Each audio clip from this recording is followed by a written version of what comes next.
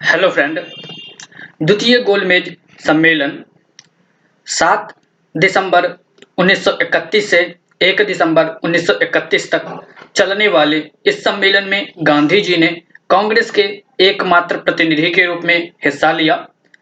गांधी जी के साथ एस राजपूताना जहाज में महादेव देसाई, मदन मोहन मालवीय, देवदास गांधी, घनश्याम दास बिरला, मीराबेन भी थीं, परंतु गांधी जी के अतिरिक्त अन्य सभी सदस्य स्वयं के खर्च पर इस सम्मेलन में गए थे। द्वितीय गोलमेज सम्मेलन की शुरुआत के पहले इंग्लैंड का राजनैतिक वातावरण बदल चुका था। लेबर सरकार का पतन हो गया था। उसकी जगह रैमजे मैकडोनाल्ड के ही नेतृत्व में एक नई राष्ट्रीय सरकार का गठन हुआ, जिसमें कंजर्वेटिव तत्व काफी प्रभावशाली थे। भारत में भी इरविन के स्थान पर लॉर्ड विलिंगटन की नियुक्ति हो चुकी थी। इन बदली हुई परिस्थितियों में गोलमेज सम्मेलन के सफल होने में संदेह था। द्वितीय गोलमेज सम्मेलन सेंट पैलेस लंदन में आयोजित किया गया था। सम्मेलन में शामिल प्रतिनिधि सरोजनी नायडू महिला प्रतिनिधि, मदन मोहन मालवीय हिंदू महासभा, जीडी बिरला व्यवसायी, तेज बहादुर सप्रू, सीवाई चिंतामणि उदारवादी, जिन्ना, अली इमाम, मोहम्मद इकबाल मुस्लिम लीग, एस.के. दत्ता भारतीय ईसाई, डॉक्टर अंबेडकर अछूत फेडरेशन ने इसमें भाग लिया था। सम्मेलन के मुख्य बिंदु गोलमेज सम्मेलन के सफल होने के लिए यह आवश्यक था कि अल्पसंख्यकों की समस्याओं का समाधान पहले ही निकाल लिया जाए। इस संबंध में गांधी जी का मुस्लिम नेताओं से संपर्क का कोई नतीजा नहीं निकला। मुसलमानों के बीच जिन्ना के 14 सूत्रीय कार्यक्रम पर लगभग सर्वसम्मति थी। ऐसी स्थिति में सांप्रदायिक प्रश्न पर किसी प्रकार के समझौते की संभावना अत्यंत क्षीण थी। सम्मेलन में भाग लेने वाले अन्य वर्ग जैसे हिंदू महासभा, सिख, यूरोपीय लीग, हरिजन प्रतिनिधि आदि भी राष्ट्रीय हित की बजाय अपने संकीर्ण हितों पर जोर दे रहे थे। सम्मेलन की असफलता। सम्मेलन में अल्पसंख्यकों के मुद्दे को लेकर गतिरोध उत्पन्न हो गया। मुसलमानों के अतिरिक्त अन्य वर्ग भी पृथक निर्वाचन की मांग करने लगे। दलित नेता भीमराव अंबेडकर ने भी दलितों के लिए अलग पृथक निर्वाचन मंडल की सुविधा की मांग की, जिसे गांधी जी ने अस्वीकार कर दिया। गांधी जी सभी मांगे मानने के लिए तैयार थे, बशर्ते मुस्लिम लीग कांग्रेस के स्वराज की मांग का समर्थन करे। लीग ने समर्थन देने से इनकार कर दिया और वार्ता टूट गई। अंततः सांप्रदायिक मसले पर कोई निर्णय न होने के कारण द्वितीय गोलमेज सम्मेलन बिना किसी परिणाम के समाप्त हो गया। द्वितीय गोलमेज सम्मेलन के दौरान फ्रैंक मॉरिस ने कहा था कि अर्धनंगे फकीर के ब्रिटिश प्रधानमंत्री से वार्ता हेतु सेंट पॉल पैलेस की सीढ़ियां चढ़ने का दृश्य अपने आप में अनोखा तथा दिव्य प्रभाव उत्पन्न कर रहा था। इसी सम्मेलन के दौरान विंस्टन चर्चिल ने गांधी जी को देशद्रोही फकीर कहा। 28 दिसंबर 1931 को द्वितीय गोलमेज वार्ता के असफल होने के उपरांत गांधी जी बंबई पहुंचे तथा कहा, खाली हाथ लौटा हूं पर अपने देश की साख को बट्टा नहीं लगने दिया। सविनय अवज्ञा आंदोलन का दूसरा चरण। गोलमेज के असफल होने तथा गुजरात, संयुक्त प्रांत, बंगाल एवं उत्तर पश्चिमी सीमा प्रांत की बिगड़ती हुई स्थिति के कारण गांधी जी स्वदेश वापस आ गए। गांधी जी ने यह आशा व्यक्त की थी कि अब नए आंदोलन की आवश्यकता नहीं पड़ेगी, किंतु सरकार ने अपनी दमनात्मक नीति पुनः शुरू कर दी।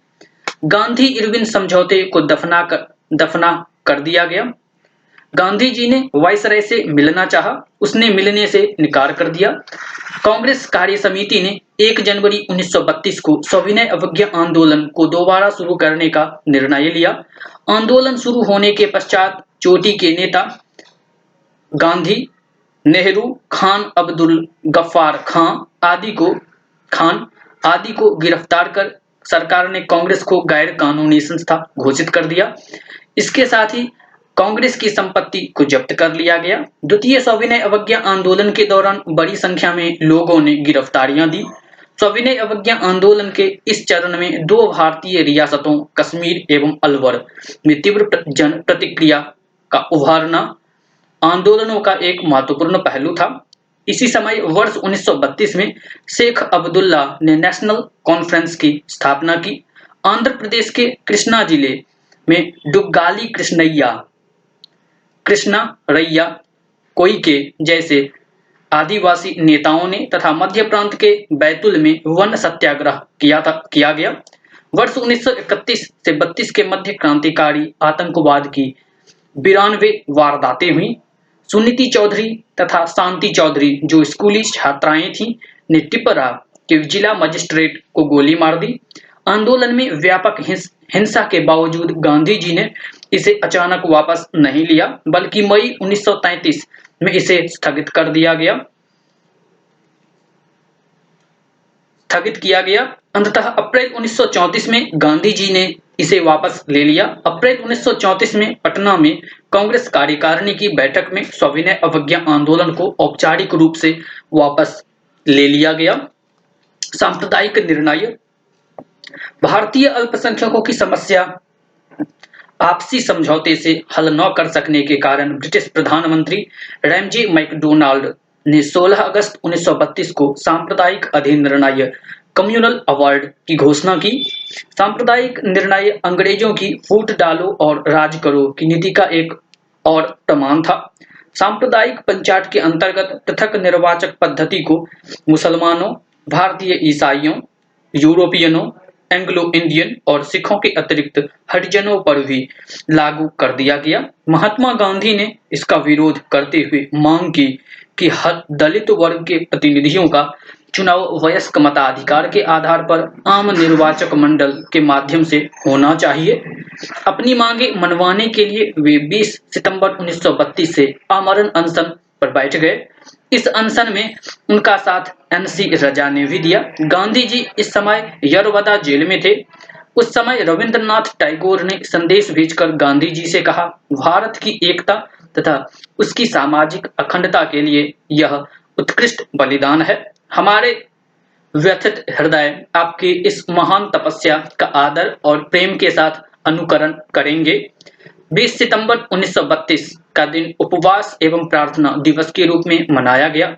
गांधी जी के उपवास के 5 दिन बाद 26 सितंबर 1932 को मदन मोहन मालवीय, सी राजगोपालाचारी, राजेंद्र प्रसाद तथा पुरुषोत्तम दास के प्रयत्नों से गांधी जी और अंबेडकर के मध्य एक समझौता हुआ, जो पूना समझौता के नाम से जाना जाता है। सांप्रदायिक अधिनिर्णय के प्रावधान मुसलमानों, सिखों, यूरोपियों को पृथक सांप्रदायिक मताधिकार, आंग्ल भारतीयों, भारतीय ईसाइयों, स्त्रियों को भी पृथक सांप्रदायिक मताधिकार, प्रांतीय विधानमंडल में सांप्रदायिक आधार पर स्थानों का वितरण, अन्य के लिए सामान्य निर्वाचन क्षेत्र। बंबई में सामान्य निर्वाचन क्षेत्र में से 7 स्थान मराठों के लिए आरक्षित। दलित जातियों के लिए यह व्यवस्था 30 वर्षों के लिए थी। पूना समझौता के प्रमुख प्रावधान दलित वर्ग के लिए पृथक निर्वाचन मंडल समाप्त कर दिया गया। प्रांतीय विधानमंडल में दलितों के लिए सुरक्षित सीटों की संख्या 71 से बढ़ाकर 148 कर दी गई। केंद्रीय विधानमंडल में दलित वर्गों के लिए सुरक्षित सीटों की संख्या में 18% की वृद्धि की गई। सरकार ने पूना समझौते को सांप्रदायिक समझौता का संशोधित रूप मानकर स्वीकार कर लिया। तृतीय गोलमेज सम्मेलन 17 नवंबर 1932 को लंदन में तृतीय गोलमेज सम्मेलन का आयोजन किया गया। इसमें 46 प्रतिनिधियों ने भाग लिया।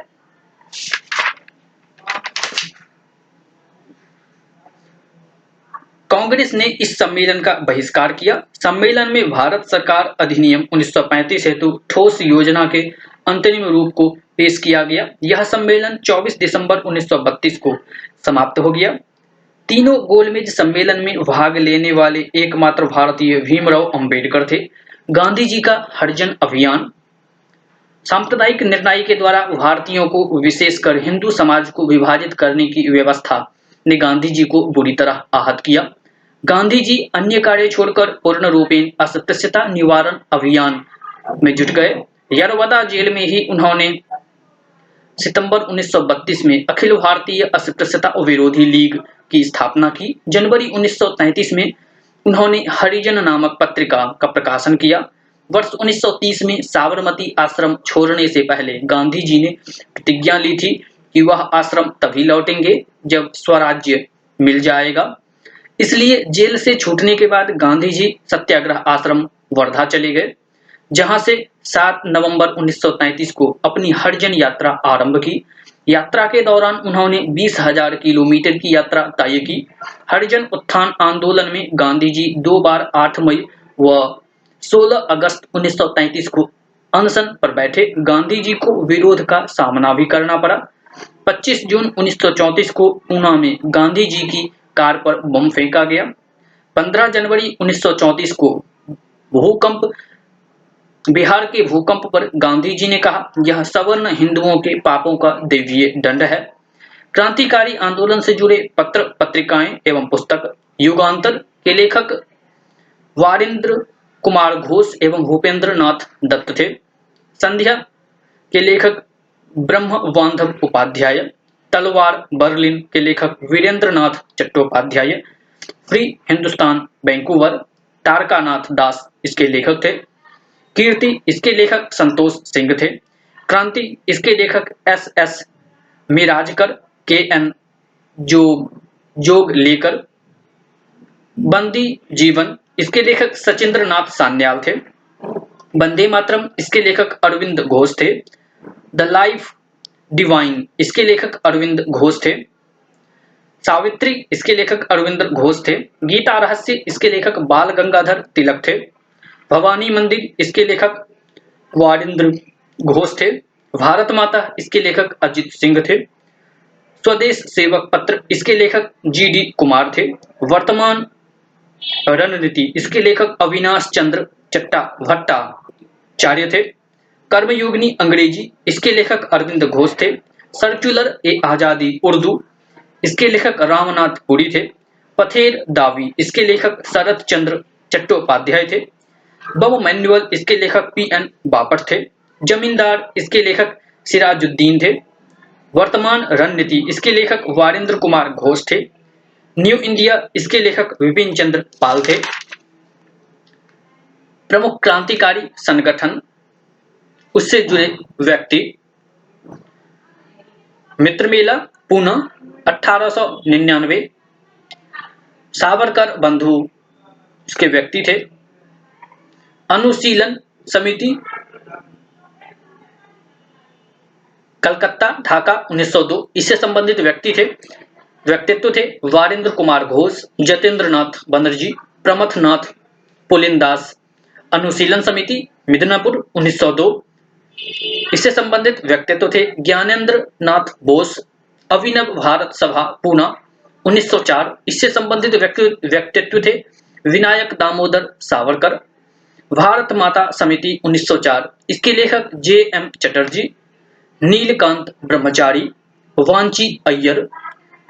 इंडिया हाउस लंदन इससे संबंधित व्यक्तित्व थे Shyamji Krishna Varma. Indian home rule society London 1905 Shyamji Krishna Verma.